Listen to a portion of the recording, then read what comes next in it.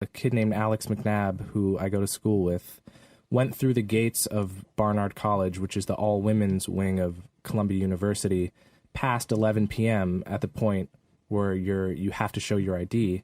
Didn't show his ID, and the security guards asked him over and over. He kept refusing, and then they ended up pinning him to a countertop for 20 seconds, at which point he presented his ID.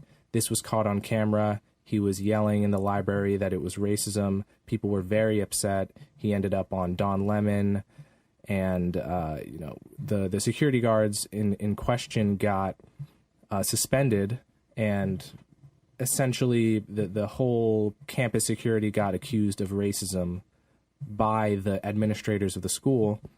And I wrote a piece.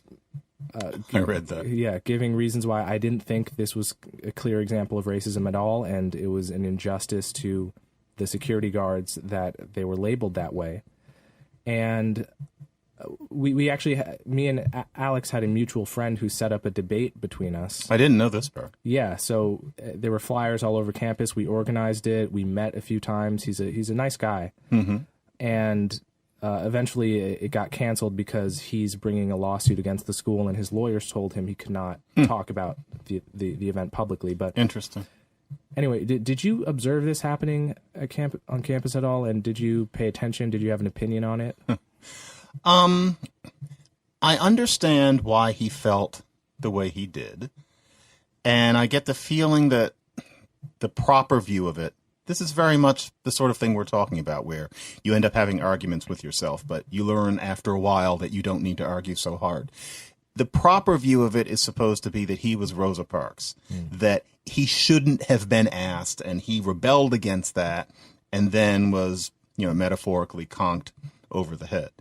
And from what I gleaned from talking to a few students about it, and I didn't canvass the campus the way you in a way could. You're immersed in a way that I just couldn't be. But from, poking one of my classes, because I had a representative group of people and I wanted to get a sense of what the campus thought, and then a few other conversations, I got the feeling that what you were supposed to think was that only a black man would have been asked to show ID.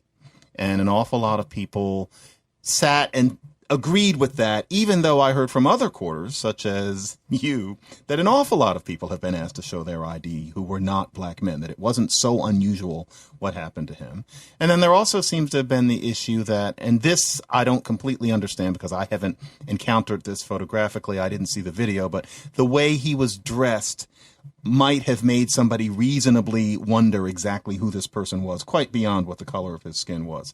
So it sounds to me like with this episode, and it doesn't always come out this way, but an awful lot with these episodes, it comes out to be much subtler than what people described.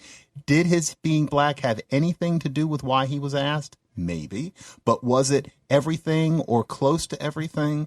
I don't think so. But you weren't supposed to say that. And I can imagine that you took a great deal of criticism, unless there's that certain Teflon quality you seem to have so far. But I would imagine you would have taken a great deal of criticism for that op-ed from some quarters. Did you, for example? Surprisingly little.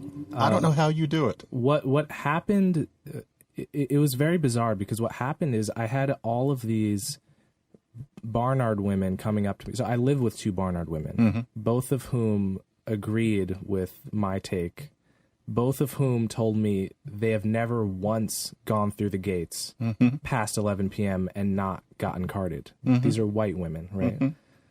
And I must have had 5 women at different points coming up to me saying, I agreed with your Facebook post on the Alex McNab incident, but not a single one of them liked the post publicly. No, of course not. Right? No. So it was this, I felt a little bit like I was witnessing what must have happened in the Trump election or in the recent Australian election,